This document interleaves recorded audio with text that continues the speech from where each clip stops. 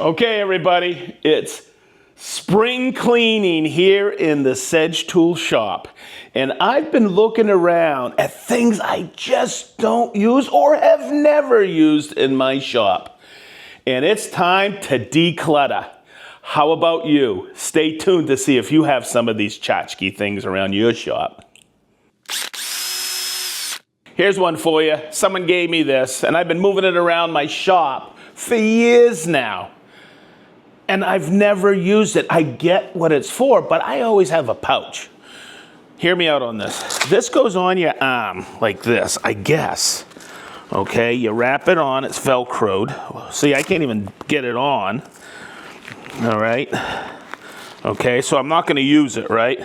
But I guess it's when it has magnets here so you can put stuff on. But why am I keeping this? I'm not gonna use it.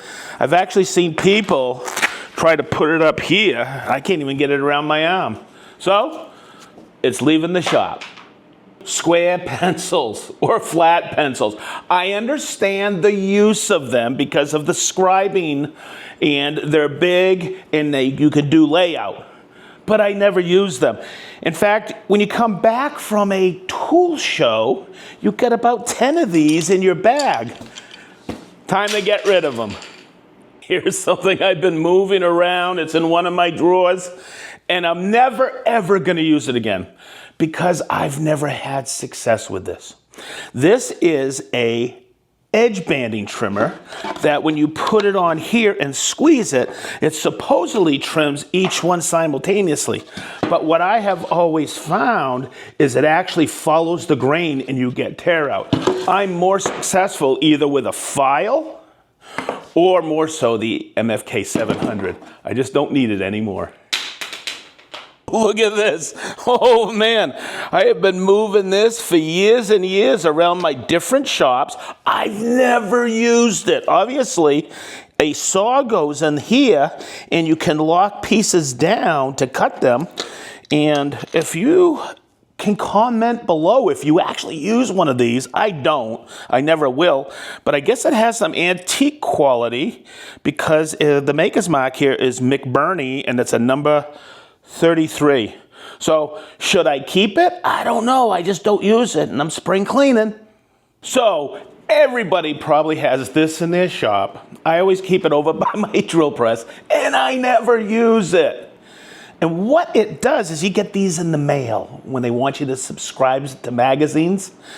And what it does is it's got a bunch of holes and some measurements here that I can't even read, but you go like this to size your diameter of your bit or your screw. What I always do is I always take a bolt that I need a hole for or whatever, and I just feel it like this, or I come over here and I grab my caliper, which is always handy, and I find out exactly the size I need. Hey, are you ever keeping templates that you know you're not going to use again? This was great for me when I was building a big countertop down in my basement, and I needed to bring it all together because it was 3 pieces. But guess what? It was for this, which I won't use again. And what I would do is for this dog bone pattern, I would use a router so I could put these underneath to bring it together. But with the advent of the Domino XL connectors, I won't ever use this again because this is a superior system. Hey, I hope this video helped. Some of you may be going, oh my God, don't throw that stuff away. I won't. I'll donate it to somebody so they can take it and move it around their shop for years to come.